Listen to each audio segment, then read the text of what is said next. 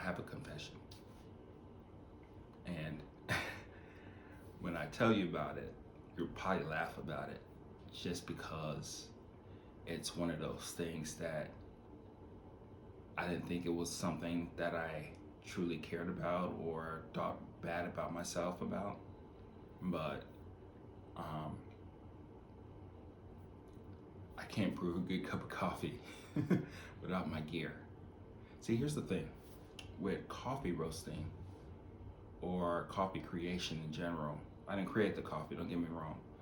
But in order to get the coffee from green to brown or dark roast, there's many different things that I go through.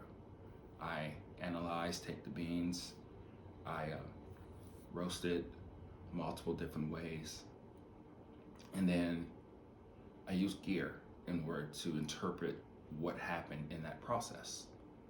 For instance, I use a refractometer, and what that does, it measures the inner and outer of the bean, and that lets me understand that the way I roasted it, it's going to be a really good cup of coffee or not, or things that I have to do when it comes to the brewing side of the coffee when I educate and tell my clientele. And then when you actually brew the coffee, I'm sure you've probably heard of variable temperature kettles, to where you can actually dial in the kettles to the right temperature that you want, depending on the coffee, depending on the situation, depending on even the brewers that you use. You know, I have so many different coffee brewers. We'll talk about that in another episode. And then I weigh the beans. I know for particularly what the beans are gonna be, or how I'm gonna brew it depending on the strength, how much water I actually pour into the kettle, in the coffee maker.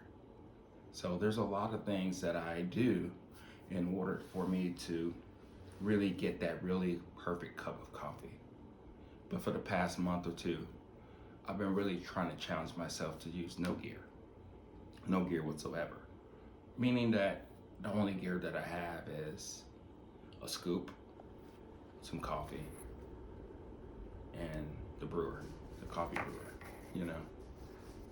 And so to speak, I'm going blind. And it's been a big eye opener, you know? It's one of those things that I didn't think it was that difficult, but when I kept inconsistently making coffee that was sometimes good, sometimes bad, depending on the situation, it just never really worked.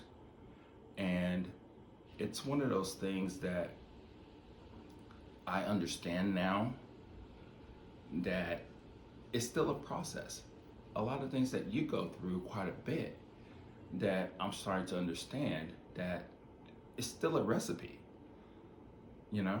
And that's the biggest thing that I'm really understanding with this. I'll probably do this for another couple of weeks, and from time to time in the future, I'll just, so to speak, brew coffee blindly. But the cool thing is that I'm understanding that everybody has different ways of going about making a cup of coffee. You know, you have your own routines, you have your own moods, and that does affect the way that you go about making a simple cup of coffee, right? But I think that's very important, as me being a coffee expert, telling you, letting you know that I do struggle with things. I do struggle with the way that you actually go about making your beverage each and every morning, or however many times that you do have your coffee.